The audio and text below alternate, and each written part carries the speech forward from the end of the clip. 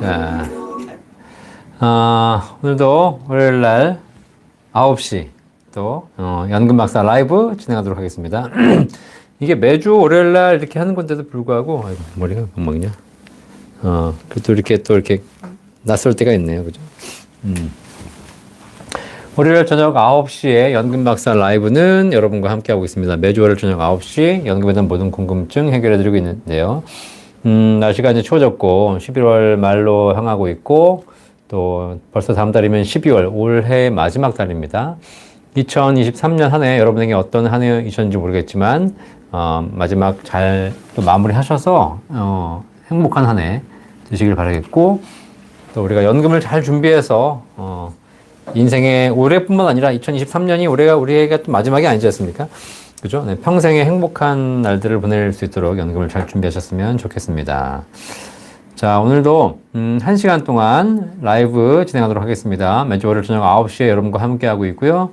연금박사 라이브는 연금에 대한 모든 궁금증을 상담해드리는 방송입니다. 그래서 혹시 연금에 대한 전문가들이 많이 나와서 우리 구독자분들 또 대한민국 국민들이 연금에 대한 종합 상담을 의뢰할 수 있는 곳이 많아지기를 바라도록 하겠습니다. 자, 이상현님 오셨네요. 일찍 오셨네. 반갑습니다. 박상영님 반갑습니다. 최기훈님 반갑습니다. 배재크님 오셨네요. 반갑습니다. 네, 몽당이님 반갑습니다. 추워졌습니다. 건강 유의하시고요. 다들 또 이번엔 독감 유행한다고 하니까 독감도 걸리지 않도록 주의하시고요. 이승무님 안녕하세요. 박사님 반갑습니다. 설순자님 반갑습니다. 아이고. 네. 요롱이님 반갑습니다. 앞줄에 앉으셨거든요. 이렇게 앞줄. 또 일찍 오셔가지고 앞줄 앉으시는 거. 앞줄에 앉으시면 공부 잘하는 사람이 원래 앞에 앉잖아요. 그죠? 네. 일찍 오는 거고, 공부 못하는 애들이 다 뒤에 앉는 거잖아요. 그죠? 네. 자, 산타님. 오늘도 좋은 날입니다. 김형재님, 김영채님, 반갑습니다. 손감녀님, 이렇게 오셔서 반갑습니다. 민영님, 반갑습니다. 배체크님, 연금은 진짜 효자입니다. 친정엄마가 연금으로 사시니까 자식들이 걱정이 없어요. 그러셨는데, 맞습니다. 특히 부모님이 연금 받으시면 가장 행복한 사람들이 부모님인 것처럼 보이지만 사실 자식들이 더 행복합니다. 부모님에게 특별히 부양의 의무가 사라지고 부모님이 알아서 인생을 잘 사시기 때문에 자식들도 각자 잘 살면 되는 거잖아요. 그죠? 네. 그렇지 않고 연금 받지 않고 사시는 분들 같은 경우에는 자녀들이 부모님께 용돈 드려야 되고 그러다 보니까 서로 힘들어지죠. 주인공님, 박사님 덕에 배당금 덕에 행복한 월요일입니다. 그렇죠. 배당금을 또 열심히 받으셔가지고 매년 연금처럼 또 쓰시게 되면 좋은 또 연금의 효과가 있는 것이죠. 그래서 이런 포트폴리오 잘 짜셔서 배당, 이자, 연금, 월세, 거기다가 여러분들이 꾸준한 소득까지 만들어두시면 노후엔 걱정 없습니다. 오늘도 어떤 분이 물어보시는데 노후에 가장 중요한 게 뭐냐라고 저한테 물어보시더라고요. 그래서 제가 말씀드렸죠. 연금이 아니고 평생 할 일과 평생 소득을 준비하는 것. 이것이 노후의 가장 핵심이다. 우리가 노후에도 일이 있어야 행복하고 노후에도 소득이 있어야 행복하다. 평생 할 일과 평생 소득을 준비하는 것이 우리 노후 준비의 가장 중요한 부분인데 우리는 현재 지금 그런 부분을 좀 망각하거나 정반대를 하고 있죠. 노후에 퇴직, 일을 그만두고 목돈 까먹으면서 노후를 보내겠다. 이것이 노후에 대한 생각인데 잘못되어 있는 것이죠. 노후야말로 일이 필요하고 노후야말로 소득이 필요합니다. 진짜 행복하신 분들은 노후에 할 일이 있으신 분들이고 노후에 평생 소득이 있으신 분들, 이분들이 행복하다는 거 여러분 꼭 인지하셔서 노후에 할 일과 소득을 준비하시기를 바라겠습니다. 자, 솔개님 반갑습니다. 박정희님 반갑습니다. 박사님, 일시납연금, 등록연금은 종신토록 5% 받는 건가요? 네, 그렇지 않죠. 네, 5%, 6%, 7% 연금들은 공통적으로 연금 개시 전까지 불려드리고 연금 개시한 이후에는 수익이 있는 것이 아니라 그다음부터는 평생 지급되는 종신연금으로 바뀝니다. 그렇죠? 그러니까 수익을 내드리는 것이 아니라 평생 지급을 보장하는 것이죠. 연금 개시 이후에도 수익을 내드리는 일반 연금 펀드나 이런 상품들이 있지만, 그거는 수익이 잘 난다는 가정에서는 계속 올라가겠지만, 반대로 수익이 안 나거나 손실이 발생한다는 경우에는 원금을 까먹게 되는 것이죠. 그래서 이제 기본적으로 약간의 특징이 다르다라고 보시면 됩니다. 일반적인 투자 상품들은 연금 개시한 이후에도 수익이 나지만 대신에 평생 지급을 보증할 수는 없다는 거. 반대로 연금 보험들은 연금 개시 이후에는 수익이 따로 보증되지 않지만 고정된 금액, 그리고 확정된 금액을 평생 돌아가시는 그날까지 지급한다라는 거, 그죠? 그런 특징이 있기 때문에 뭐가 더 좋은지는 여러분들이 판단하시기 나름이겠지만 어쨌든 저는 연금 전문가로서 보면 기본적으로 국민연금, 종신연금 같은 평생 지급되는 보장, 그 연금을 베이스로 깔고 그 다음에 추가로 투자 수익에 대한 연금을 확보하는 것이 더 바람직한 생각이라 방법이라 생각합니다. 자, 조병진님 반갑습니다. 만복이님 반갑습니다. 네, 김진태님 반갑습니다. 안티용님 오셨네요. 반갑습니다. 네, 오늘도 정보에 뒤처지지 않으려고 열심히 공부해 주시기 바라겠습니다. 감사합니다. 가제트님 오셨네요. 반갑습니다. 국화님 반갑습니다. 셀틱 클래스코님 오셨네요. 안녕하세요, 박사님. 라방 공부하러 왔습니다. 그제 유튜브 잘 봤습니다. 3부작 똑같은 이야기라도 질리지 않아요. 라고 하셨는데, 네. 네. 제가 뭐 똑같은 이야기 계속 반복하고 있지만 그래도 이렇게 들어주시니까 감사합니다. 푸다님 안녕하세요. 피곤해 보이시는데 힘내세요. 네, 피곤합니다. 사실 이 시간이 저녁 9시이기 때문에 이제 보시는 분들은 집에 이렇게 앉으셔가지고 보실 수 있겠지만 저는 사실상 사무실에 앉아서 이렇게 또 마지막 라방까지 해야 되는 것이기 때문에 사실 뭐 하루 종일 이렇게 방송하고 강의하고 이렇게 라이브 방송까지 하기는 또 쉬운 건 아니죠. 그래도 여러분들이 또 응원해 주시니까 제가 열심히 달려서 매주 월요일날 이렇게 여러분께 방송해 드리고 있습니다. 좀 전에도 말씀드렸지만 우리 사회에서 지금 연금의 중요성이 점점 커져가고 있거든요. 그런데 아직도 우리나라 연금에 대한 준비는 부족합니다. 이번에 그 국민연금 개혁되는 거 보셨죠? 여러 가지 논의들이 있는데 아무래도 어쨌든 이 개혁이라는 것이, 개선이 될 수는 없는 것이고, 더 좋아질 수는 없는 것이고, 더 안 좋아지는 것이죠. 네. 그래서 내는 보험료는 올라가고, 또 받는 금액은 또 줄어들고, 받는 금액을 올린다고 하는데, 그렇게 되면 어쨌든 보험료 올리고 받는 금액 올리면 개혁하는 의미가 또 떨어지는 거거든요. 여러 가지 지금 난관에 봉착해 있습니다. 그럼에도 불구하고 좀 현명한 대책을 만들어야 될 텐데, 어쨌든 국민연금의 문제는 제가 매번 말씀드리지만 국민연금의 문제를 국민연금으로만 해결하려고 하지 말고 국민연금 문제를 사적연금 또 개인적인 스스로 준비할 수 있도록 이런 개인연금들의 지원을 통해서 개인 스스로 노후 준비를 할 수밖에 없는 상황이기 때문에 그런 부분의 지원을 좀 더 국가가 강화해야 된다라는 것이 제가 연금 박사로의 개인적인 견해입니다. 그죠? 네. 어차피 우리나라는 공적인 연금으로 해결할 수 있는 부분은 이미 불가능하다는 건 이미 이제 어쩔 수 없는 현실이 되어버렸기 때문에 안 되는 걸 자꾸 하려고 하지 말고, 그죠? 네, 안 되는 거 하느라고 더 세금을 갖다 붓게 되면 반발만 늘어나고 이런 부분이 있으니까 그걸 여러분들이 꼭 한번 생각해 보시기를 바라겠습니다. 자, 연금 박사 라이브는 매주 월요일 저녁 9시에 여러분과 함께하고 있습니다. 1시간 동안 연금에 대한 모든 궁금증 상담해 드리는 연금 방송입니다. 아이고. 자, 곽석균이 오셨네. 반갑습니다. 보라매님 반갑습니다. 자, 만복이님 오셨습니다. 55세 사업하는 남자입니다. 지금부터 시작할 수 있는 연금 알려주세요. 네, 55세시니까 뭐 연금이라는 것이 뭐 마른 기침 이렇게 나네요, 그죠? 55세 사업하는 남자인데요. 55세에 시작할 수 있는 연금 뭐가 있을까요?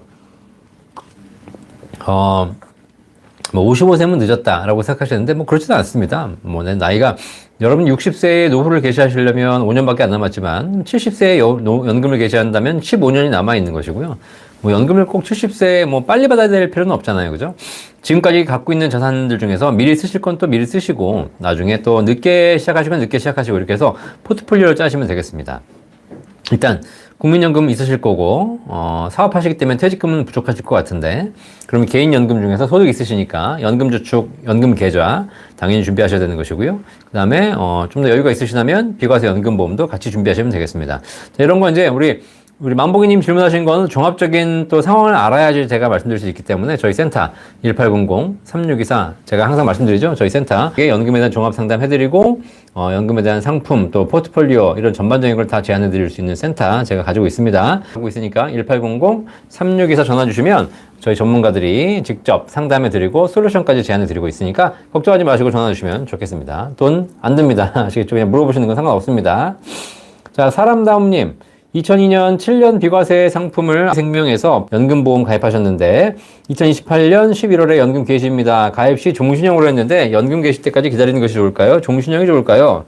네, 일단 2002년도에 아마 최저보증일도 거의 3.54%로 굉장히 높은 상품일 거고요. 그다음 이 당시에 가입하셨던 연금들은 굉장히 좋은 연금이었고 그 다음에 기대 여명을 적용하는 것도 평균 수명을 적용하는 것도 굉장히 짧게 적용합니다. 그러다 보니까 똑같은 돈이 쌓여도 기대여명을 짧게 적용한다는 얘기는 한 번 받는 연금액이 높다는 거거든요. 기대여명, 이 사람이 오래 살 걸 가정하게 되면 보험회사 입장에서는 한 번 주는 금액을 낮게 줄 수밖에 없습니다. 그죠?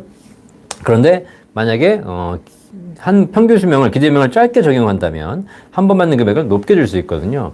과거에 판매됐던 연금들은 평균 수명이 짧았기 때문에 기대수명을 적게 적용하고 있고 그걸 그대로 적용해주고 있고 지금 판매되는 연금들은 기대수명을 길게 적용하고 있죠. 그래서 과거에 2002년도에는 굉장히 유리한 조건이었기 때문에 보험 가입하시는 우리 사람다움 같은 경우에는 무조건 종신형으로, 종신연금형으로 수령하시기를 추천드리겠습니다. 이런 상품은 확정 기간으로 만약에 받는다. 종신형으로 안 받고, 이런 건 상품을 잘못 이용하는 거죠. 무조건 종신연금형으로 받으시고요. 뭐 일찍 받으시냐, 늦게 받으시냐는 제가 보기엔 상관은 없겠지만, 뭐 늦게 받으시는 만큼 연금액은 올라갈 것이고, 또 일찍 받으시는 만큼 연금액은 줄어들겠지만, 지금 당장 필요 없다면 늦게 받으시면 될 것 같고, 어쨌든 늦게 받든 일찍 받든 관계없이 연금형은 반드시 종신연금형으로 하시는 것이 이 상품을 가장 잘 이용하는 방법이다라고 말씀드리겠습니다. 자, 임서영님 반갑습니다. 파란공님 연금 개혁으로 68세 이상 돼서 받게 되면 너무 늦게 되는 것 같아요 라고 하셨는데, 그렇죠. 뭐 일단 55세, 60세에 퇴직하시고 이제 노후를 보내셔야 되는 분들에게는 68세 연금 받게 되는 것이 제가 보기에는 굉장히 은퇴 절벽도 길어지고 소득 공백도 길어지기 때문에 좀 늦게 되시겠죠. 근데 사실 저도 나이가 이제 50이고 그렇지만 생각해 보면 여러분들은 그 은퇴 연령이 몇 살이 적정하다고 생각하세요? 사실 우리가 한 10여 년 전만 했었어도 60세의 은퇴가 이제 일반적이었죠. 그래서 60세가 되면 우리가 뭐 60세에 오죽하면 60세도 뭐 청춘이다 이런 얘기를 하면서 60세를 젊게 포장했던 그런 기억이 있습니다. 60세 대부분 다 이제 은퇴해서 그 전에까지는 우리 아버님 뭐 앞으로 20, 30년 전에는 55세의 정년퇴직이었고 근데 지금은 이제 어쨌든 60세가 일반화되어 있다고 생각했는데 지금은 65세로 또 바뀌었지 않습니까? 그죠? 그러니까 이게 기대수명이 길어지면서 우리의 은퇴 적정 시점도 점점 늦춰지고 있다는 사실입니다. 그러니까 여러분들이 지금 이제 생각하시면서 지금 은퇴하신 분들은 65세, 60세에 은퇴하시는 게 맞겠지만 앞으로 5년, 10년, 20년 후가 되면 은퇴 시점도 점점 늦어질 수밖에 없다. 뭐 그렇게 더 일하라는 얘기냐라고 얘기하시겠지만 우리가 평균 수명이 만약에 100세까지 길어진다라고 하시게 되면 70세에 은퇴를 해도 30년의 노후 기간을 보내야 된다는 사실이죠. 그죠? 네. 30년, 뭐 70세 은퇴하고 30년간 뭐 하냐고 하시겠지만 30년 긴 기간인가요? 짧은 기간인가요? 뭐 어떻게 보면 되게 짧은 기간이라고 볼 수도 있겠지만 우리가 직장 생활을 30년 한 사람이 그닥 많지 않거든요. 자, 그런 거 보면 실제로 직장 생활한 기간만큼의 내 노후 기간이 생긴다는 얘기입니다. 그래서 100세를 산다라고 가정했을 때는 사실상 60세, 65세에 퇴직을 하고 은퇴를 해버리면 내 노후 기간이 30년, 40년이 됩니다. 그렇죠? 네, 그래서 이제는 우리의 생각도 좀 바꿔야 되지 않을까. 평균 수명 70세, 60세 시대에는 빨리 은퇴하시는 게 좋았지만 80세, 90세, 100세로 길어지면 길어질수록 내가 은퇴하는 시점, 내가 노후를 들어가는 시점, 내가 일을 놓고 집에서 이제 쉬는 시점도 제가 보기에는 70세 이후가 돼야 되지 않을까 생각합니다. 저는 사실 제가 지금 상담을 하고 강의도 하고 이렇게 연금에 대한 전문가로 활동하고 있지만 제가 하고 있는 일은 사실 은퇴는 없거든요. 그죠? 저는 뭐 할 수 있다면 제가 70, 80까지도 이 일을 계속해서 지금 얼마 전에 저랑 이제 그 방송하신 강창희 대표님 같은 경우에는 76세시더라고요. 76세신데도 지금도 정저항에 다니시면서 방송하시면서 오히려 방송을 하고 다니고 이렇게 하니까 그 연세에도 찾아주는 곳이 있고 할 얘기가 있고 일이 있으니까 너무 좋다라고 얘기하시더라고요. 자, 그래서 어쨌든 저도 뭐 70, 80 저희 어머니가 81세신데 아직도 일하고 계시고 아직도 공부하고 계시거든요. 네, 그런 거 보면 사실상 뭐 은퇴란 건 없다라고 생각하셔서 연금 개혁으로 68세 이후에 받게 되는 것이 좀 늦게 받는 것일 수 있겠지만 뭐 그것만 기다리지 마시고 내가 스스로 노후를 준비하시는 것도 좋은 방법인 것 같습니다. 바로구이님 반갑습니다. 파란국님 생일 몇 년밖에 못 받는 건 아닐까요? 하셨는데 오래 사시면 또 받겠죠. 지금 현재 국민연금은 구조상 사실상 일찍 받는 것이 그만큼 국민연금의 기금에는 또 불리하기 때문에 어쩔 수 없는 선택인 것 같다는 생각이 듭니다. 자, 이승우님, 박사님 연금 개혁 중 소득 대체율 인상 얘기가 나오는데 어떻게 될 것 같습니까? 만약 그렇게 된다면 지금 국민연금 수령 안 하는 분들에게 바로 적용되나요? 라고 하셨는데 자, 국민연금에서 지금 보험료를 올린다는 얘기가 나옵니다. 보험료를 올리는 것은 만약에 이제 15%가 픽스가 되면 지금 9%에서 15%로 바로 올리는 것이 아니라 뭐 2025년부터 1년에 0.6%씩 올려가면서 10년에 걸쳐서 6%를 차근차근 올려가서 2035년부터 15%가 이제 완벽하게 적용되는 그런 구조로 가기 때문에 천천히 올려가는 구조죠. 소득 대체율도 마찬가지입니다. 소득 대체율이 이제 실제로 내가 받는 금액인데 이 받는 금액을 지금 현재 40%대로 둘 것이냐, 아니면 이걸 올릴 것이냐, 뭐 떨어뜨릴 것이냐, 이걸 결정하는 것이죠. 자, 그런데 어쨌든 이것이 바뀐다면 현행 법상 이미 2028년까지 소득대체율이 떨어지게 되어 있습니다. 40%까지 떨어지게 되어 있죠. 그래서 지금 현재 제가 보기에는 가장 유력한 안은 소득대체율을 다시 50%로 올리자라는 안이 있긴 한데, 이게 이제 주로 민주당 쪽이 아닌 것 같거든요. 그러니까 민주당 쪽 자문위원들이 이제 말씀하시는 것이 보험료를 올리되 소득 받는 금액도 올리자. 그래서 소득 대체율을 올려줘서 연금액을 현실화하는 것이 좋겠다라는 생각이신 것 같아요. 근데 사실 그러면은 보험료를 올리고 소득 대체율을 올리려면 차라리 둘 다 안 올리는 게 나은 거죠, 그렇죠? 네. 자, 이런 상황에서 여러 가지가 이제 있는데 그런 차원에서 봤을 때 제가 보기에는 기금 고갈을 일단 가장 큰 문제라고 봤을 때 그걸 해결하기 위해서는 보험료를 올리되 소득대체율을 현행대로 유지하는 것. 이걸 또 올렸다가 나중에 또 깎을 수 없거든요.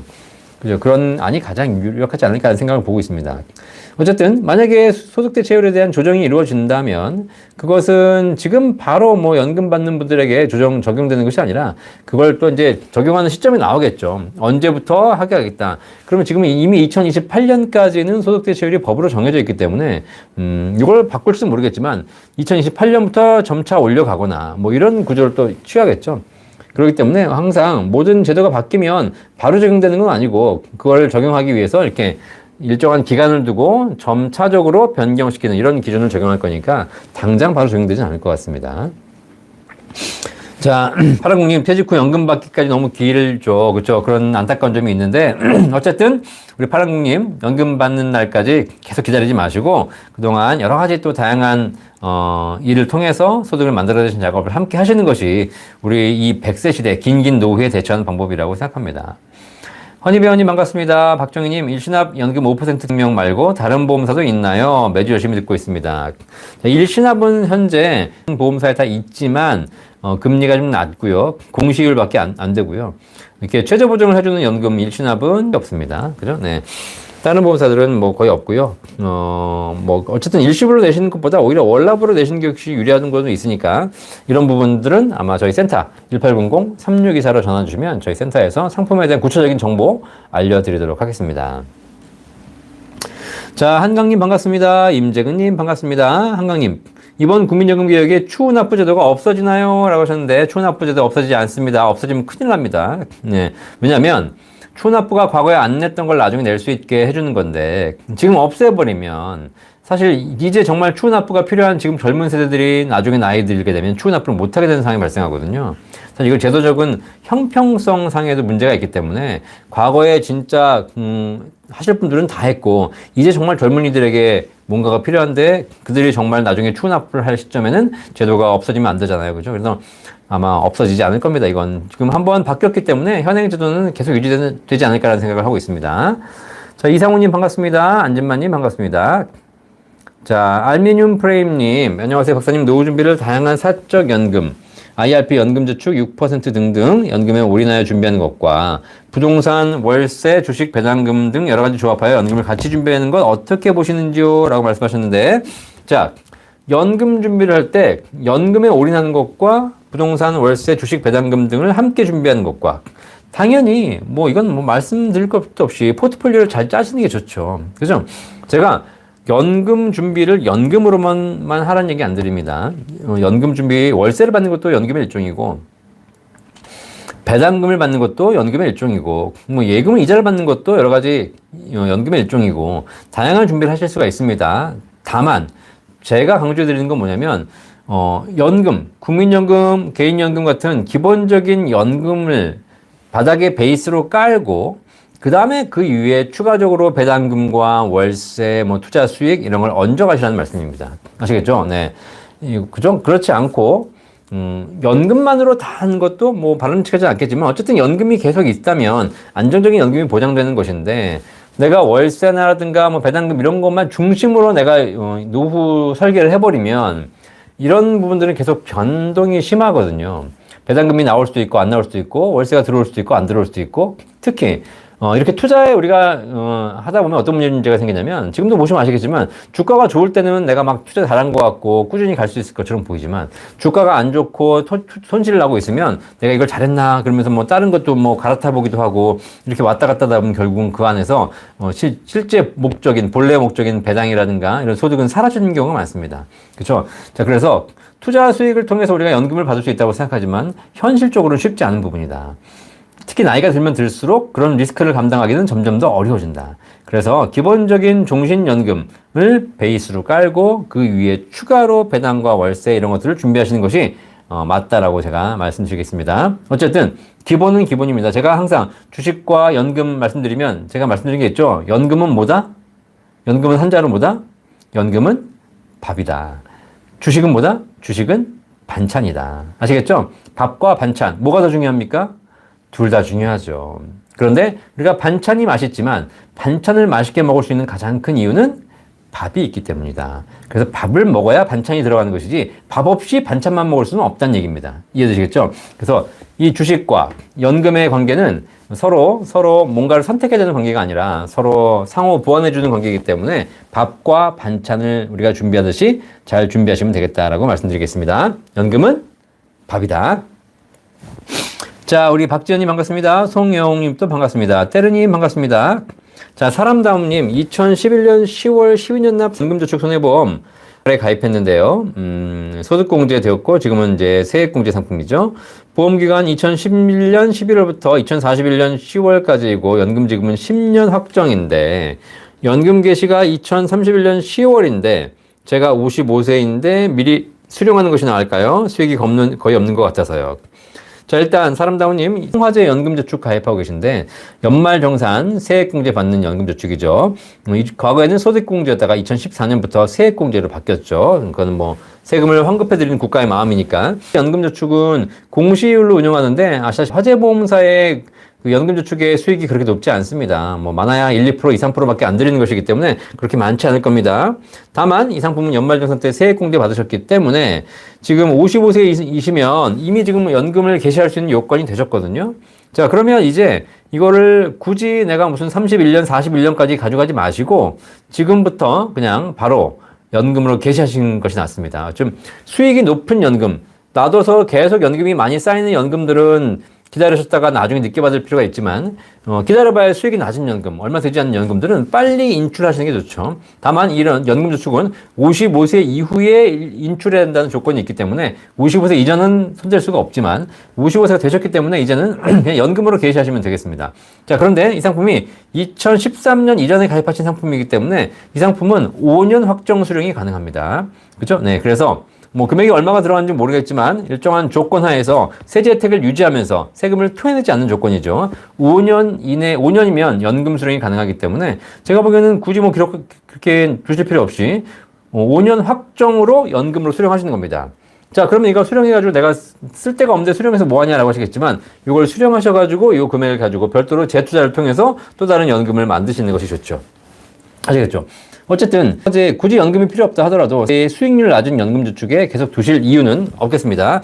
만약에 이 연금이 수익이 높다면 계속 두셔가지고 거기서 기다렸다가 연금 받는 게 좋으시겠지만 그렇지 않다면 연금을 바로 개시하시는 것. 가능한 한 빨리 연금 인출해서 그 돈으로 다른 투자를 통해 더 큰 연금을 준비하시는 것이 바람직하다는 생각이 듭니다.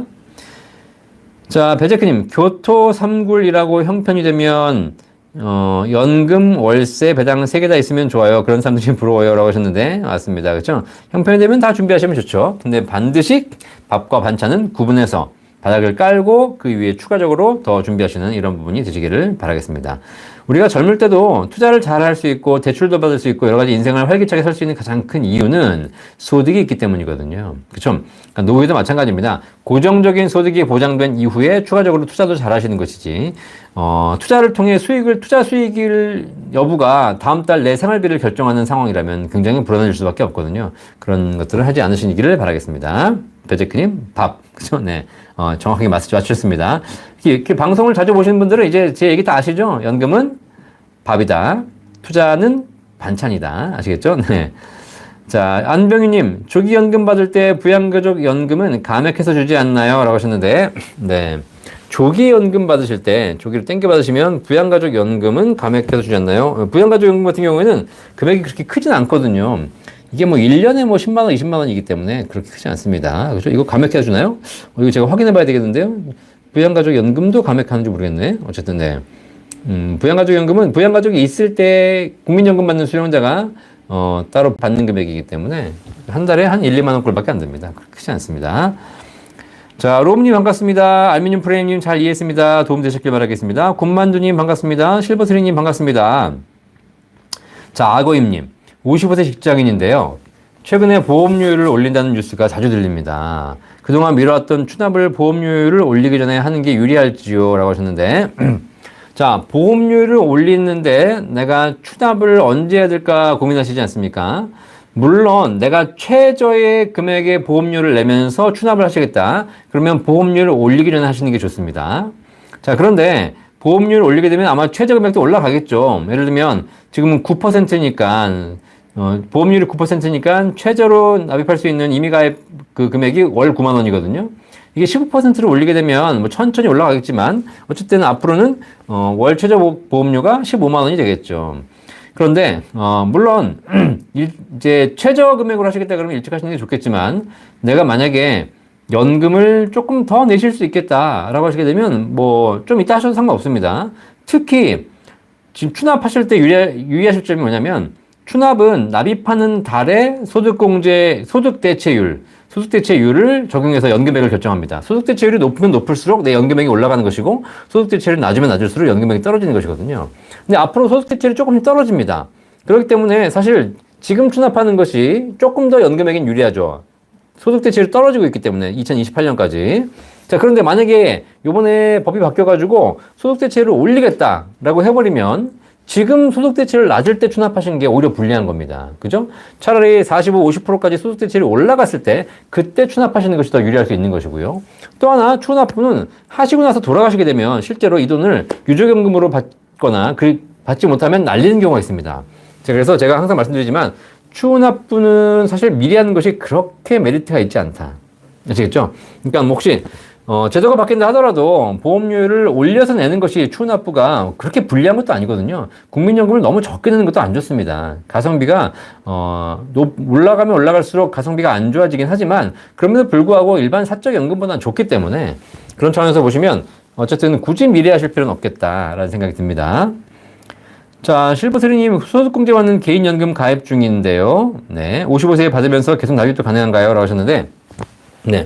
자, 지금 연금저축 IRP 같은 상품들, 옛날에는 소득공제였고, 지금은 세액공제 대상이시죠. 네. 지금 소득공제 받으신 분은 안 계십니다. 국가가 제도가 세액공제로 바뀌었기 때문에. 자, 그래서 이 연금 가입 중이신데, 물론 이제, 소득공제 받는 연금 중에 옛날에 그 90년대 가입하신 연금들 물론 있으시겠죠. 어쨌든, 세제 혜택을 받는 연금저축 가입하고 계신 건데, 55세가 되면 개시가 가능하거든요. 그렇죠? 연금 개시하면서 납입이 가능한가요? 라고 물어보셨는데 연금을 개시하는 계좌는 연금을 납입할 수 없습니다. 아시겠죠? 자, 그런 방법이 없냐? 그렇지 않죠. 그 연금저축은 개시하시고 새로 하나 가입하셔가지고 거기 납입하시면 되겠습니다. 어차피 내가 연말정산 세액공제 받는 것이 목적이라면 새로 가입하셔가지고 그것은 세액공제용으로 납입하시면 되고 기존에 있는 건 개시하시면 되겠습니다. 다만 요 계좌에서 연금을 개시하면서 거기다 추가로 납입할 수는 없다는 겁니다. 그렇기 때문에 계좌를 여러 개 분리하시면 된다. 어려운 내용은 아니시다라고 보시면 되겠습니다. 본 광고는 생명보험 광고 심의 기준을 준수하였으며 유효기간은 심의일로부터 1년입니다. 자, 사과나무님. 선생님 52세 남자입니다. 저한테 맞는 지금 가입하기 가장 좋은 개인연금 상품 어떤 게 좋을까요? 10년 정도 월 150만 원 가입 가능합니다. 충분히 납입할 수 있겠네요. 개인연금 10년 납 40만 원씩 넣었고 거치 중인데 현 시점에서 보니 너무 부족해 보입니다. 지금 52세시니까 10년 정도 내시고 일정 기간 거치한 후에 65세나 70세부터 연금 받는 이런 플랜이 가능하거든요. 자, 이렇게 하셨을 때 지금 제가 뭐 설명드린 가장 좋은 상품은 어쨌든 5%, 6%, 7% 개인연금, 최저보증연금 보험이 현재 나와 있는 개인연금 중에서 가장 유리합니다. 일단 수익이 높고요. 그리고 나중에 연금 탈 때 세금 없이 받을 수 있고 그 다음에 건강보험료도 적용되지 않기 때문에 굉장히 유리한 연금이죠. 다만 조건이 있다. 조건 뭐죠?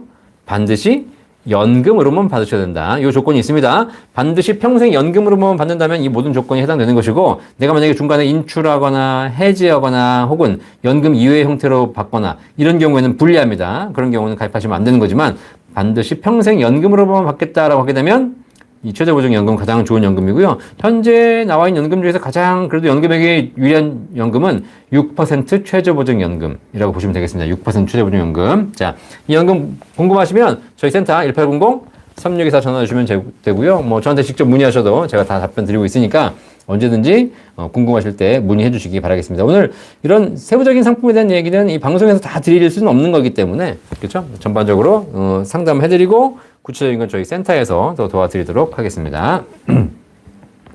자, 김상수님, 재외국민도 6% 최저보증연금 가입할 수 있나요? 라고 하셨는데, 네, 재외국민도 가입하실 수 있습니다. 네, 그쵸?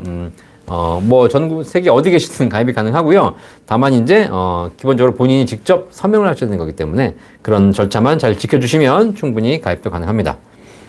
박지연님, 10년 정도 된 IRP에 들어있는 퇴직금 2억 3천, 개인 불이백 0.6억, 그 다음에 0.5억 수익금 약 3.5억 정도, 3억 5천만 원이 있는데, 이거 나중에 연금으로 개시할 경우에 IRP 계좌에서 나오는 연금의 세금 부과 기준이 궁금합니다. 라고 하셨는데, 자, IRP 계좌에 지금 퇴직금 들어있으시죠? 퇴직금 2억 3천만 원은 퇴직하셨을 때 퇴직소득세가 결정되셨을 겁니다. 아시겠죠?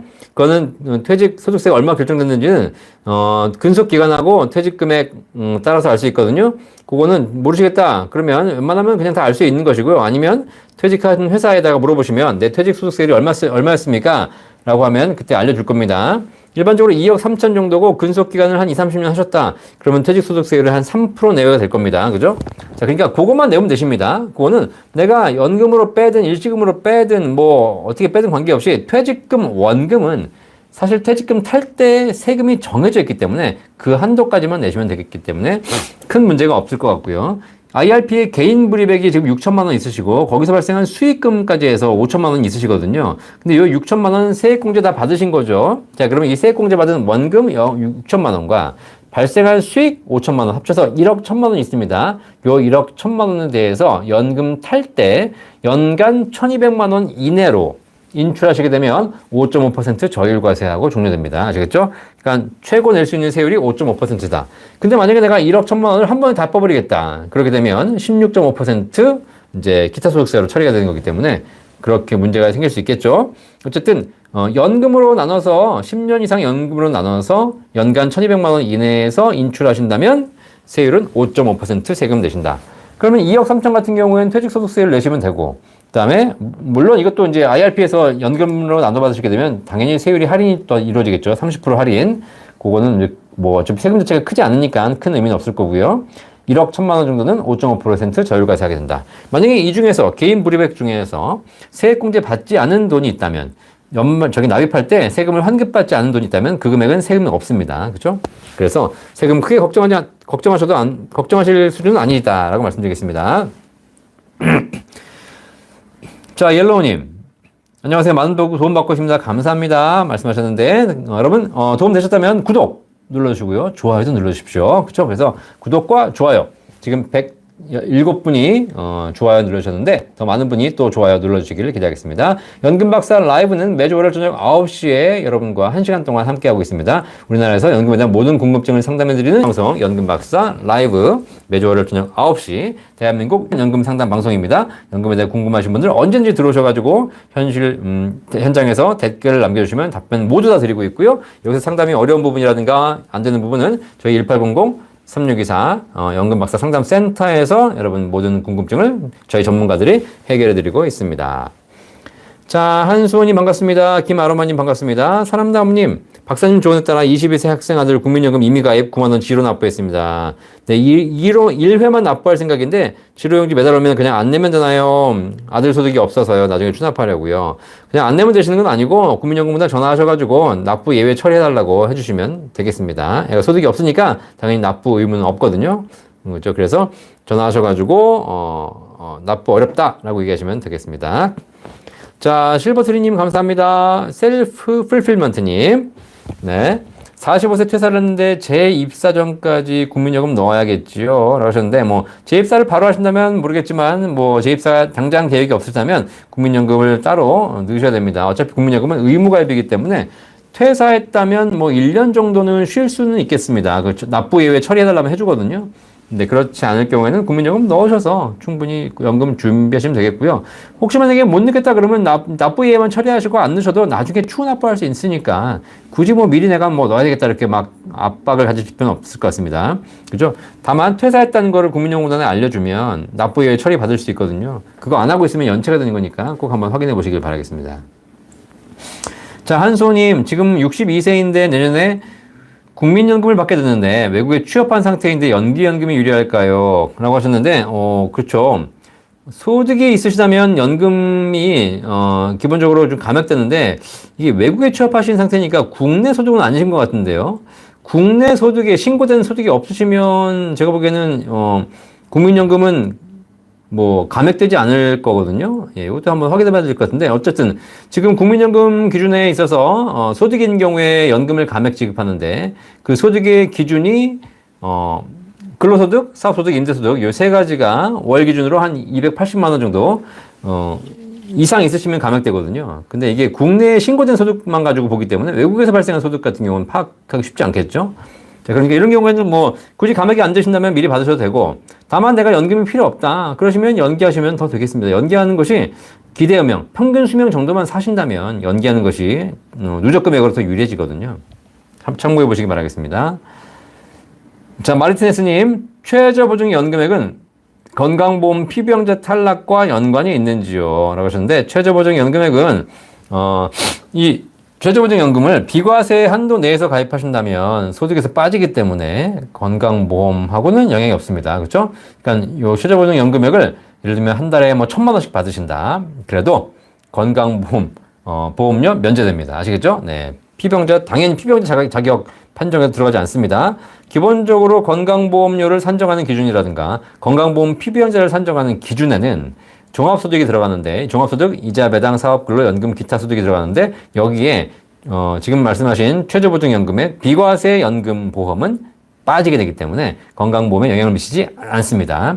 다만 기초연금엔 영향을 미칩니다. 기초연금은 그냥 통장에 찍히는 금액을 다 보기 때문에 이거는 비과세냐 과세냐를 영향을 미치지 않고 그냥 통장에 찍히는 소득을 다 보고 있기 때문에 기초연금 받는 데는 영향이 있지만 건강보험에는 영향이 없는 연금보험이다라고 보시면 되겠습니다. 자, 헌터 은님, 배당금 맛있습니다. 그렇죠. 지금은 한참 이제 배당 시즌인데, 연말에 배당주 잘 또 활용하셔가지고 배당금 잘 받으시기 바라겠습니다. 한소님, 국민연금 예상 수령액은 205만 원이 있는데, 연기연금 신청하려고 생각 중인데, 아직은 은퇴자금 충분합니다. 라고 하시고, 그러면 은퇴자금 충분하시고, 소득도 있으시고, 그리고 내가 82세 정도까지 살 것 같다. 그러시면 연기연금 하시기 바라겠습니다. 자, 김상수님, 국민연금 임의가입의 최고액을 내는 것이 사적연금 6% 최저보증연금에 가입하는 것보다 더 많은 연금 받을 수 있나요? 라고 하셨는데, 우리 김상수님 몇 살이시라고 하셨죠? 네. 일단, 네. 그냥, 이거는 사실 정답을 말씀드리기보다는 나이 드신 분들, 50대 중반, 60세이신 분들은 국민연금이 유리합니다. 그죠? 국민연금이 유리하고, 대신에 나이가 젊어지면 젊어질수록 국민연금이 불리해지죠.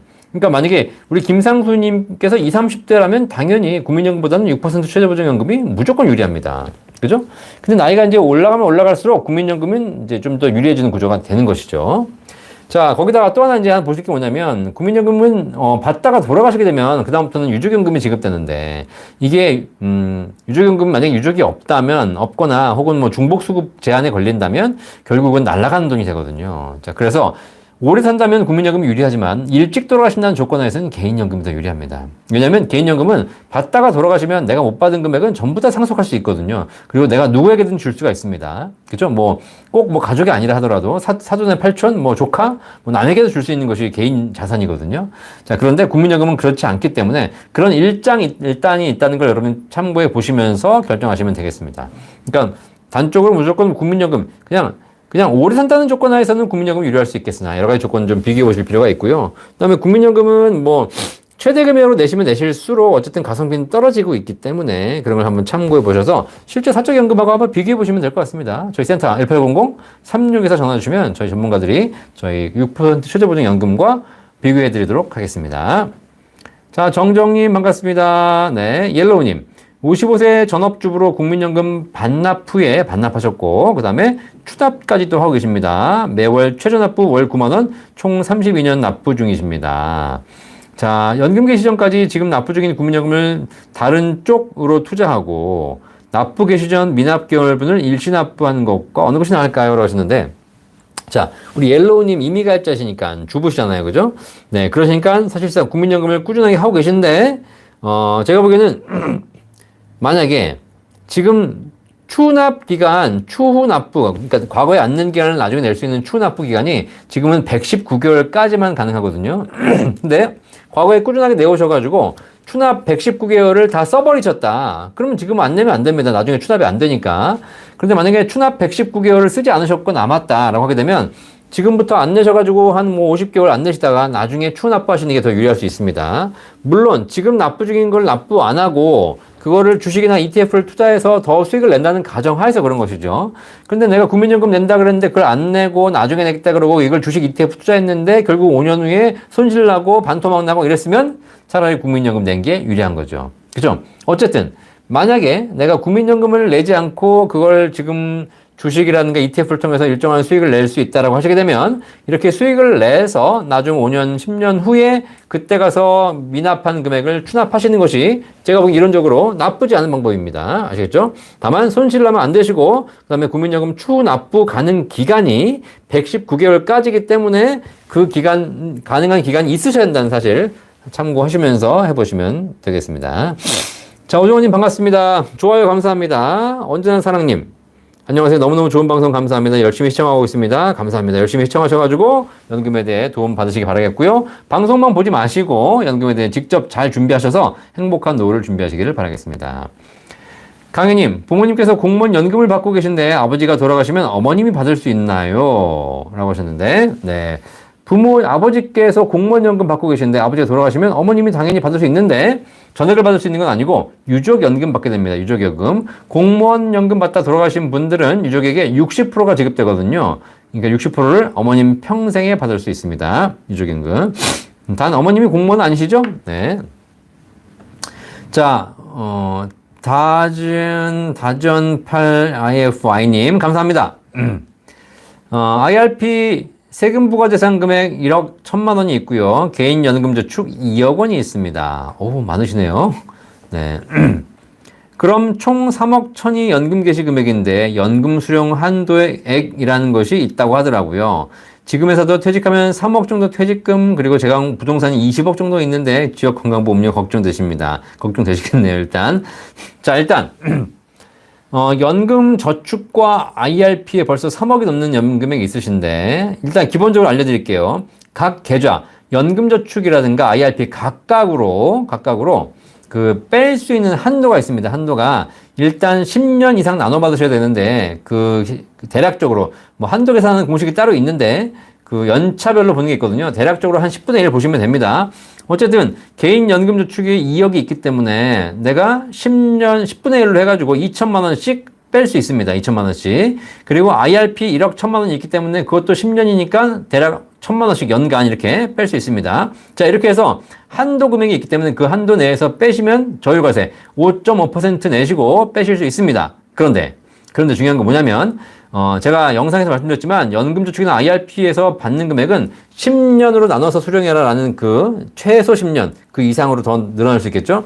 이 기준이 있는데 그 한도 내에서 수령하시면 되는데 중요한 건 그 사적 연금저축과 IRP에서 수령하는 금액이 지금 이렇게 10년 나눠받아도 벌써 3천이거든요. 자, 근데 3천이 나올 때는 5.5% 띄고 나오지만 이게 사적 연금 총 수령액 한도에 또 걸립니다. 그게 올해까지 1200, 내년부터 1500이기 때문에 결국은 내가 3천 10분의 1로 나눠 받는다 하더라도 이것이 나오면서 연간 개인이 받을 수 있는 사적연금 한도 1200을 초과하게 되면 전액이 종합과세가 됩니다. 종합과세. 아시겠죠? 자, 그러면 결과적으로 더 큰 부담이 있으실 수 있습니다.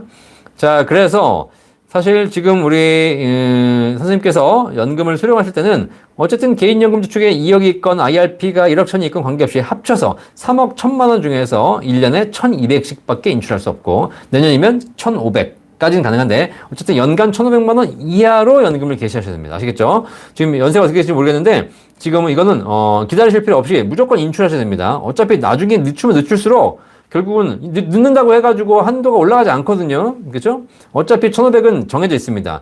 계좌별 한도는 2,000, 3,000이 될지 모르겠지만 결국은 총 한도가 1,500이 걸려있기 때문에 그 이내에서 인출하셔야 된다라고 보시면 되겠고요. 그 다음에 퇴직금은 3억이 있으신데 퇴직금은 퇴직소득세 아까 말씀드렸듯이 퇴직하시는 시점에 퇴직소득세율이 결정되거든요. 그 세금까지만 내시면 되는 거기 때문에 이 퇴직금에서 인출하시는 것은 아까 IRP나 연금저축에 있는 추가적으로 있는 3억 이것과 합산하지 않습니다. 그러니까 관계 없고요. 퇴직금은 그냥 3억을 일시불로 세금 내고 받아오시면 되고 아니면 IRP를 통해서 연금으로 받으신다 하더라도 지금 이미 들어있으시는 IRP에 들어있는 1억 1천만 원 이것과 합산되는 세금이 아니다. 퇴직소득세로 별도로 계산하면 된다. 그냥 되시면 되겠습니다. 어쨌든 이렇게 자산이 있으시기 때문에 지금은 연금저축이나 IRP가 건강보험료가 부과되지 않지만 제가 받은 정보에 의하면 내년 정도부터는 연금저축과 IRP도 건강보험료가 부과되지 않을까 보고 있습니다. 아시겠죠? 자, 요거는 법 개정 사항이 아니고 그냥 건강보험공단은 내부 결정 사항이면 끝나는 겁니다. 그냥 올해부터 연금저축 IRP에 건강보험료 부과하겠습니다라고 하게 되면 그냥 부과되는 겁니다. 아시겠죠? 자, 지금 현재 제가 작년에도 말씀드렸지만 감사원에서 사적연금에 대해서 건강보험료 부과하라고 지금 지시를 했기 때문에 조만간 부과가 될 예정이니까 결국은 이렇게 IRP나 뭐 연금저축에서 받으시는 금액도 아까 세금 문제는 별도고요. 연금 받으시게 되면 건강보험료 내셔야 될 것 같습니다. 그다음 부동산 20억 있으니까 부동산에 대한 건강보험료도 내셔야 될 거죠. 뭐 차라리 부동산에 대한 건강보험료가 오히려 더 적겠네요. 그죠? 네. 소득에 대한 거 전부 건강보험료 내셔야 되기 때문에 별도의 좀 대책이 필요할 것 같은데 어쨌든 그런 부분에서 좀 걱정이 되시면 저희가 해결할 수 있는 방법들을 찾아볼 수 있으니까 저희 센터 1800-3624로 전화 주시면 전문가들이 정답을 알려드리도록 하겠습니다. 훈S1님 안녕하세요. 현 나이 51세입니다. 지금이라도 연금계좌 만드는 것이 좋은가요? 400으로 하려고 합니다. 라고 하셨는데 뭐 소득이 있으시고 앞으로 소득이 계속되고 연말정산 때 세금을 환급받는 것이 중요하다라고 하시면 나이가 무슨 중요하겠습니까? 그죠? 나이 70, 80이 돼도 앞으로 소득이 계속 있을 것 같다? 그럼 연말정산 세액공제 받아야 되잖아요. 세금 환급 받아야 되지 않습니까? 그죠? 우리가 무슨 뭐 소득은 55세, 60세까지고 그 이후부터는 소득이 없다고 생각하시는데 그렇지 않습니다. 60, 70, 80이 돼가지고도 근로소득, 사업소득, 임대소득 있으신 분들이 많기 때문에 이런 분들은 다 연금저축 IRP 계속 가입해 가시면서 거기서 세액공제 받으셔야 되기 때문에 돌아가시는 그날까지 투자하고 돌아가시는 그날까지 연금저축 납입하고 그러시는 겁니다. 그렇죠? 네. 자, 그래서 지금도 충분히 만드실 수 있으니까 만드셔가지고 준비하셔서 세액공제 받으시기 바라겠습니다. 특히 올해 이제 12월 얼마 안 남았지 않습니까? 지금 만드셔가지고 연말에 12월 달에 400만 원 넣으시면 한 번에 넣으시면 그 400만 원에 해당하는 금액에 대해서 연말 때 세액공제 받으실 수 있을 겁니다. 네. 아, 네. 이게 박지연 님이시군요. 박지연. 오디오 끊겨서 다른 거로 켰습니다. 네, 감사합니다. 네, 방송을 제가 말씀드렸으니까 꼭 한번 보시고요. 우리 박지현님께서는 궁금한 게 있으시면 언제든지 저희 센터 1800-3624 문의 주시거나 아니면 저한테 뭐 메일 주시면 제가 답변해 드리도록 하겠습니다. 자, 수원면장님 오셨는데 반갑습니다. 네, 김상수님 49세이시군요. 49세. 네. 어쨌든 국민연금이 유리하다라고 말씀드리겠습니다. 자, 우리 박지현님 58세인데 퇴직은 앞으로 3년 뒤에 할 것이니까 퇴직금 너무 걱정하실 필요 없고 어쨌든 자산이 좀 많이 있으시기 때문에 이런 부분에서는 뭔가 제가 보기에는 별도의 좀 준비가 필요하실 거라는 생각이 듭니다. 네. 사부장님 안녕하세요. 군무원으로 근무 중이며 퇴직 시 25년 근무하게 되며 임용 전 국민연금 6년 납입했으며 10년 추납 가능하다고 해서 연금공단에 답변을 들었습니다. 라고 하셨는데 그러네요. 지금 사부장님은 그 군인연금 받으실 텐데 군인연금 군인 퇴직하신 이후에 퇴역하신 이후에 국민연금은 과거에 가입한 내용이 있는 거잖아요. 국민연금 가입했다가 군인이 돼가지고 군인연금 쭉 납부하시고 퇴역하신 이후에 여기서 이제 국민연금 좀 내시면 됩니다. 자, 그러면 이분은 어떻게 되냐면 나중에 군인연금과 국민연금을 같이 받으시게 됩니다. 아시겠죠? 네. 네, 10년 국민연금을 10년 채우셔가지고 국민연금도 받으시고 군인연금도 받으시면 공적연금 2개를 받으실 수 있는 분이 계시기 때문에 이런 게 가능하고요. 굉장히 유리한 조건이니까 꼭 하셔가지고 국민연금도 받으시고 군인연금도 받으시기 바라겠습니다. 다만, 군인연금을 개시하게 되면, 군인연금을 받게 되면, 받을 때는 국민연금 납입이 안 될 거거든요. 그죠? 그럴 겁니다. 그거 한번, 국민연금도 잘 한번 확인해 보시기 바라겠습니다. 자, 이동수님, 퇴직금 1억 DC 계좌에서 2013년 이전 연금저축 계좌에 합해서 연금저축 금액하고 같이 5년 확정 수령 가능할까요? 네, 뭐, 퇴직금 1억을 DC 계좌에서 IRP를 받으셔야죠. DC 계좌에서는 수령이 안 되는 거니까. 그죠? 네. IRP를 받으셔가지고 그 IRP 연금저축 계좌에 이제 연금저축 계좌에다가 퇴직금을 1억 받으신다는 얘기잖아요. 그죠? 네, 뭐, 그러시면 되는데, 일단 기본적으로 2013년 이전 납입하신 거는 5년 확정 수령 가능한 것이고요. 퇴직금 1억은 연금 계좌에 합한다 하더라도 기본적으로 한도가 따로 정해져 있습니다. 이거는 연금저축 계좌의 그 5년 한도가 아니고 퇴직금 1억에 대한 한도가 따로 있기 때문에 기본적으로는 10년 나눠서 수령하셔야 될 겁니다. 네. 자, 늘푸른 나무님 반갑습니다. 사부장님 연금 설계대에 조언 부탁드립니다. 연금 설계대한 거 저희 센터에서 해드리고 있거든요. 기본적으로 국민연금, 퇴직연금, 개인연금까지 해서 종합적인 포트폴리오 짜시는 게 되게 중요하고요. 요거는 사부장님의 개인적인 또 상황과 다 비교해 봐야 되기 때문에 이거는 방송에서 일시적으로 답변 드릴 수 있는 부분은 아닌 것 같고 저희 센터 문의해 주시면 연금 전문가들이 알려드리도록 하겠습니다. 자, 김성자님 반갑습니다. 네. 연계연금을 해야 될지라고 하시는데 연계연금 당연히 하셔야죠. 이제 연계연금이 아니라 각각 받으실 수 있는 겁니다. 각각. 연계연금은 10년 미만 가입자가 받는 것이기 때문에 이거는 10년 채워서 각각 받는 것이 좋습니다. 자, 사람다우님 58세인데 개인연금을 1200만 원 받고 있는데 비과세인 최저보증연금을 활용해야 하나요? 비과세 최저보증연금도 연 1200만 원 초과 수령해서 불이익 있나요? 라고 하셨는데 자, 일단 개인연금 연금저축 1200만 원 받으시는 건 1200 한도가 있거든요. 자, 그런데 최저보증연금은 이 연금 수령액 1200만 원 한도에 포함되지 않습니다. 그렇기 때문에 최저보증연금은 한 달에 1000만 원 받든, 한 달에 1200을 받건, 1년에 1200을 받건, 1년에 2000을 받건, 3000을 받건, 관계 없습니다. 사적연금 분야라고 해서 여러분이 같이 보고 계시는데, 사적연금 중에서 연금저축과 연금계좌는 별도의 운용체계고요. 비과세 연금보험은 또 별도의 체계이기 때문에 이 두 가지는 완전히 다른 구조라고 보시면 되기 때문에 서로 영향을 미치지 않습니다. 자, 오선웅님, 오늘도 반갑습니다. 늦게 방문하신 고객님과 같이 방송 들으면서 대표님 자랑 많이 했답니다. 감사합니다. 이렇게 또, 같이 또 고객님과 함께 또 연금에 대한 중요성을 같이 이야기해 주시니까 감사하고요. 또 많이 연금 또 전파하셔가지고 많은 분들이 연금을 준비할 수 있도록 도와주시기를 바라겠습니다. 자, 이종성님, 퇴직연금. DC연 가입했는데 ETF 미국 위주로 구성하고 있습니다. 박사님, 근데 이걸 계속 수익 나면 샀다 팔았다 해야 되는 건지 아니면 하락 시 추가 매수해야 하는 건지 궁금합니다. 일단, 퇴직연금을 가지고 ETF를 샀다는 것 자체가 제가 보기에는 바람직하지 않습니다. 그죠? 왜냐면 이거를 우리가 퇴직금이라는 것은 장기적으로 보고 꾸준하게 유지하셔야 되는 포트폴리오로 가시는 게 좋겠는데 이게 아니라 이걸 무슨 계속 수익 나면 또 팔았다가 다시 또 손실 나면 또 매수했다가 이걸 하는 게 쉽지 않거든요. 이렇게 처음에 할 수 있을 것처럼 보이지만 이거 하셨다가 중간에 더 큰 문제가 생기는 것이고 그러다가 만약에 하락장이 왔을 경우에는 이도저도 못하고 그냥 장기 비자발적인 장기 투자가 되는 경우가 많죠. 자, 이런 건 별로 안 좋습니다. 그렇기 때문에 퇴직연금은 장기적인 포트폴리오가 갈 거기 때문에 그냥 자동이체해서 묻어두시는 게 좋습니다. 그죠? 내가 이걸 사야 될지 팔아야 될지 지금 사야 될지 나중에 사야 될지 이런 걸 고민하는 것 자체가 퇴직연금의 운용 방법과 맞지 않습니다. 아시겠죠? 그냥 단타를 친다 그러면 모르시겠지만 장기적인으로 유지해야 되는 연금 상품 같은 경우에는 절대 이렇게 투자 트레이딩이 가능한 ETF라든가 이런 부분이 그렇게 바람직하지 않다라고 보시면 되겠습니다. 자, 이종성님 항상 감사드린다고 하셨는데 저도 감사합니다. 도움이 되셨다니까 감사합니다. 자, 옐로우님 추납 119억을 이미 사용했는데 앞으로는 추납이 안 되는군요. 그럼요, 안 되죠. 이제 이미 사용하셨으니까 더 이상 안 되니까 이제 꾸준하게 납입하셔야 되겠네요. 그렇죠? 자, 반도님 유족연금 계산은 신랑이 받은 금액으로 퍼센트 계산하는 건가요? 라고 하셨는데 네, 유족연금 계산은 신랑이 받은 금액으로 계산합니다. 받은 금액. 그쵸. 근데 만약에 돌아가신 분이 이제 국민연금 받던 금액의 60%가 지급되는 것인데 그 가입 기간을 보셔야 됩니다. 20년 미만이라면 50%고요. 그 다음에 10년 미만이라면 40%고요. 20년 이상이시라면 60%가 나오는데 또 20년 미만이신 분 또 보셔야 될 게 뭐냐면 받던 금액이 50%가 나오는 것이 아니고 기본 연금액 기준으로 50%가 나오기 때문에 실제로는 약간 복잡합니다. 그렇죠? 그래서 기본적으로는 돌아가신 분이 받던 금액의 퍼센트라고 보시면 되겠지만 가입 기간이 적으신 분들은 별도로 좀 계산해 볼 필요가 있습니다.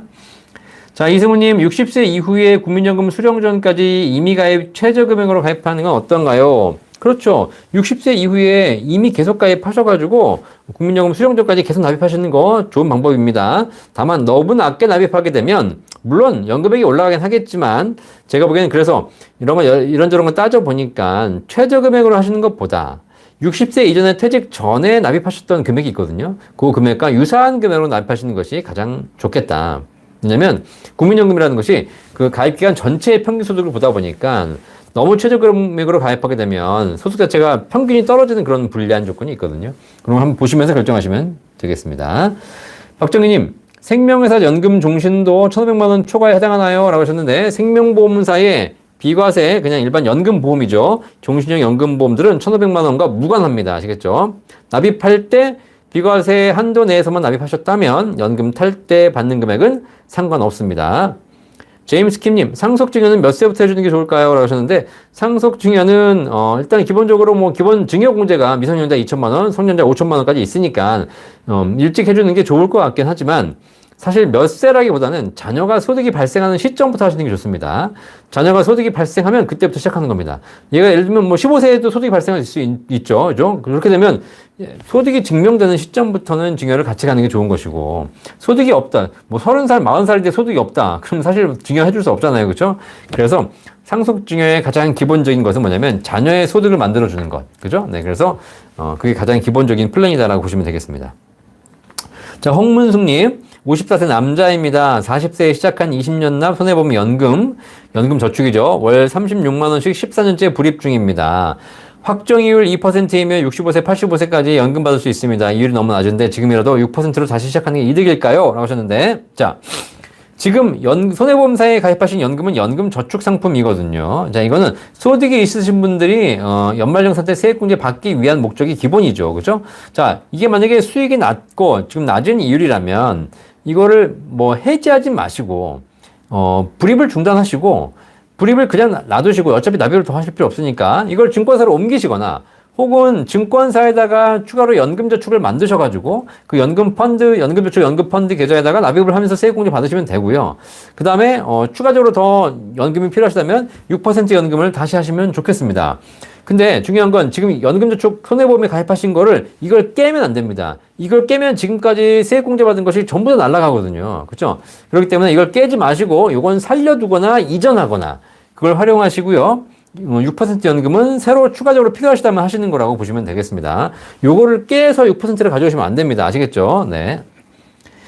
옐로우님 감사합니다. 좋아요 눌러주셔서 감사합니다. 자, 포레스트 스토리님 감사합니다. 오셨네요. 반갑습니다. 신혜영님 IRP랑 비과세 6% 개인연금이랑 1년 인출이 2024년 이후부터 1,500만 원이 넘으면 일반 과세가 되는 것인가요? 라고 하셨는데 자, 비과세 6% 개인연금은 아까 말씀드린 대로 1,500만 원 이런 해당이 안 된다고 말씀드렸기 때문에 그거는 별산이기 때문에 관계없고요. IRP나 연금저축에서 내가 쌓여있는 금액에서 연금을 인출하면서 그 인출하는 금액이 내년부터 연간 1,500만 원이 넘게 되면 종합과세가 됩니다. 종합과세. 그런데 종합과세가 되면 세율이 많이 올라갈 수 있잖아요. 그죠? 근데 그렇게 세율이 많이 올라가는 경우에 내가 16.5% 분리과세 선택할 수 있습니다. 그러니까 어쨌든 그냥 1,500만 원 이내로 받으시면 5.5%인데 1,500만 원을 초과한다 그러면 전체 금액에 대해서 최저 16.5% 세금은 내셔야 된다. 라고 보시면 되겠습니다. 여기에 비과세 연금보험은 해당되지 않습니다. 그거는 얼마를 받으시든 상관없습니다. 자, 김경훈님 반갑습니다. 우준어머님 현장 가서 상담차 가려고 하는데 주소 알려주시면 감사하겠습니다. 저희 상담 오시는 건 좋은데 예약하고 오셔야 됩니다. 예약하고 그렇지 않고 오셔봐야 상담을 못 하실 수 있기 때문에 저희 주소는 저희 연금박사 상담센터는 저희 서울시 광진구 강변역 2호선 강변역 바로 앞에 있는 강변 테크노마트 13층에 위치하고 있습니다. 네. 자, 아라님 반갑습니다. 네, 제임스 킴님 퇴직연금의 건보료 부과는 문제점이 많다고 박사님 말한 적이 있는데 어떻게 되나요? 퇴직연금의 현재는 건보료 부과가 안 되고 있고요. 지금 현재 퇴직연금을 IRP로 받으시게 되면 연금소득이 되기 때문에 연금소득도 현재는 건강보험료를 부과하고 있지 않습니다. 하지만 조만간 부과가 될 거거든요. 그럼 부과가 될 때 어떻게 기준이 나올지를 좀 봐야 됩니다, 사실. 그래서 제가 미리 말씀드린 것도 건강보험공단에서 다 알고 있더라고요. 그렇죠? 그래서 이런 경우에 이런 퇴직연금을 IRP를 받게 되는 경우에 건강보험료를 부과당할 수 있는 문제가 있다라고 해서 그런 부분에 대한 별도로 뭐 제도상에 좀 허점을 보완하는 그런 장치들이 있지 않겠습니까? 아직 결정된 건 없지만 문제점을 알고 있으니까 거기에 대한 대책을 잘 정리할 것 같다는 생각이 듭니다. 자, 박지현님, 증권계좌 30억에서 생기는 금융소득이 1억 정도, 현재 연봉이 5억인데, 저 연금저축을 지금부터 1,500만원씩 빼는 게 맞을까요? 네, 세액공제 때문에 매년 1,000만원 정도 넣었는데, 증권사 직원이 넣으라고 해서 잘못한 건가요? 라고 하셨는데, 일단, 세액공제 때문에 1,000만원 넣으셨으면 안 되는 거고요. 세액공제 받을 수 있는 금액은 지금도 연간 900만원까지인 거고요. 작년까지는 소득이 많으셨다면 700만원까지밖에 안 됐을 거고요. 그죠? 자, 그러니까, 1,000만원까지 넣으실 이유도 없습니다, 사실. 그리고 넣으셨다 하더라도 초과되는 금액은 어차피 세액공제 받지 않으셨기 때문에 이거는 연금 탈 때 과세되지 않습니다. 자, 그러니까 지금 되게 복잡하신데 전체적인 상담이 필요한 것 같거든요.